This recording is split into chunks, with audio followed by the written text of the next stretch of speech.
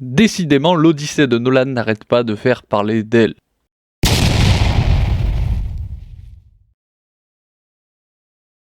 Particulièrement sur le choix de version de l'Odyssée comme inspiration de son film.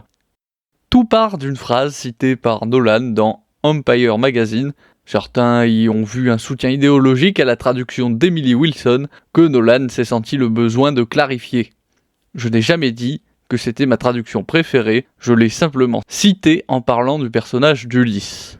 Je ne comprends pas. C'est vrai que quand tu adaptes une œuvre aussi importante dans la culture à l'échelle mondiale, tu choisis la version que tu apprécies le moins, mais aussi celle qui est la plus controversée. Toutes les personnes un minimum honnêtes reconnaîtront que cette version d'Emily Wilson, elle est bien plus proche d'une réécriture que d'une traduction au service du texte original. Emily Wilson rabaisse le caractère héroïque d'Ulysse au rang d'anti-héros, nous bourre le crâne sur le sujet de l'esclavage, de la place de la femme dans la société de la Grèce antique, des violences faites aux femmes, bref, que des sujets globalement absents de l'Iliade, ou du moins suggérés plus que vraiment abordés, et sur lesquels Homère était bien entendu d'accord avec Sandrine Rousseau et sa sororité plus de 2000 ans avant elle.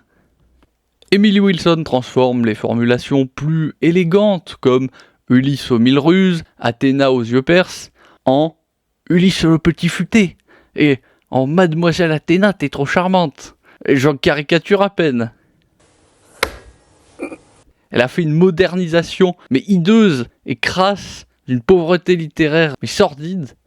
En gros, Nolan nous dit « J'ai sélectionné la pire traduction, celle qui est la moins respectueuse de l'Odyssée d'Homère. Je bafoue l'héritage comme la culture hellénistique, mais pousse. Comme ce n'est pas ma version préférée, alors je ne peux pas être critiqué sur ce choix.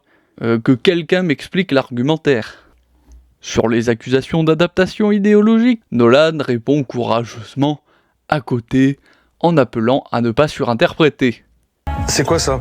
C'est un caca. Ouais. Cet homme doit avoir les conseillers en communication de l'Élysée pour être aussi mauvais dans la gestion des retours sur ses choix. D'ailleurs, Nolan insiste pour dire « L'Odyssée est un récit transmis oralement. Chaque époque la réinterprète. Le cinéma n'échappe pas à cette règle. » Qu'en gros, ce serait l'esprit du texte de l'Odyssée et non la lettre qui compte. Ouais, sauf que quand tu défigures à ce point la lettre, l'esprit n'a plus aucun rapport avec celui de l'œuvre originale. Une traduction, c'est pas une discussion de comptoir PMU où des mecs bourrés essaient de déchiffrer ce qu'ils viennent de se dire. Mais pour Nolan, une adaptation n'est pas une reproduction, c'est une conversation avec l'œuvre originale. A-E-I-O-U. J'ai retrouvé une totale liberté des pensées cosmiques vers un nouvel âge réminiscent. Bientôt, il va nous affirmer avec aplomb que son adaptation est quantique, que son personnage d'Hélène est à la fois né à Sparte et simultanément en Afrique subsaharienne, qu'elle est à la fois blanche et noire de peau. Bonjour la salade de mots, Nolan se justifie comme il peut. Il a aussi dit que l'Odyssée, c'est un récit immense, mais c'est précisément ce qui m'attire, repousser les limites. Ah bah ça, pour repousser les limites, il le fait tellement bien et fort que c'est jusque dans le mur. Sinon, dans la rubrique anecdote technique, la durée officielle du film a été confirmée, elle devrait être de 2h52, ce qui en fera le deuxième film le plus long de Nolan, juste derrière Oppenheimer. Pourquoi il ne sera pas plus long ? Parce que les bobines IMAX ne dépassent pas 3 heures. Il va encore pouvoir nous bassiner avec son couplet sur le réalisme. Dans son interview accordée à 60 minutes, Nolan annonce qu'il a tourné dans de multiples pays, qu'il aurait utilisé 600 000 mètres de pellicule IMAX, qu'il aurait tourné des scènes en mer sur une réplique de navire grec, qui est aussi grec que les fameux bateaux nommés dracars, qui étaient étonnamment bien adaptés à la navigation dans les fjords des pays nordiques. Ils étaient drôlement en avance, ces Grecs. J'en ai marre. On a aussi Matt Damon qui nous sort la disquette classique du « Vraiment, ce tournage, c'était le plus difficile de ma vie, c'était terrible. comme si ça avait un quelconque lien avec la qualité du film. Nolan nous parle d'un film ample, nécessaire pour adapter Homer, et ça se voit, hein, casting massivement controversé, choix artistique consternant, esthétique sombre avec une colorimétrie délavée, bref.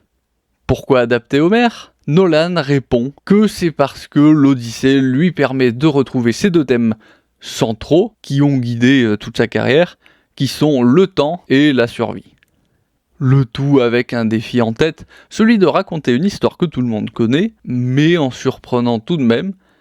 Il dit d'ailleurs mot pour mot, il fallait que ce soit notre plus gros film. Or, les estimations de budget concernant le projet le confirment, car il a un coût de production qui est aux environs de 250 millions, et un budget marketing évalué entre 150 et 200 millions, pour un total, là encore estimé, de 400-450 millions. On peut donc en tirer pour conséquence que pour qu'il soit rentable, il va devoir atteindre 900 millions au box-office. Ce qui n'est pas si simple, hein, pour Nolan. Il ne s'appelle pas James Cameron. Il nous dit aussi, Nolan, qu'il garde le concept des dieux, mais qu'il annonce qu'ils seront difficiles à distinguer des phénomènes scientifiques observables dans notre monde, par exemple avec des phénomènes météorologiques. Pour conclure, si on combine les bandes annonces et sa tentative visant à rassurer les fans sur ses choix discutables, c'est quand même compliqué d'être rassuré. Bref, sur ce, abonnez-vous, mettez un pouce bleu, activez la cloche des notifications, laissez un commentaire pour faire savoir ce que vous avez pu penser de cette vidéo, et je vous retrouve au fil de l'actualité.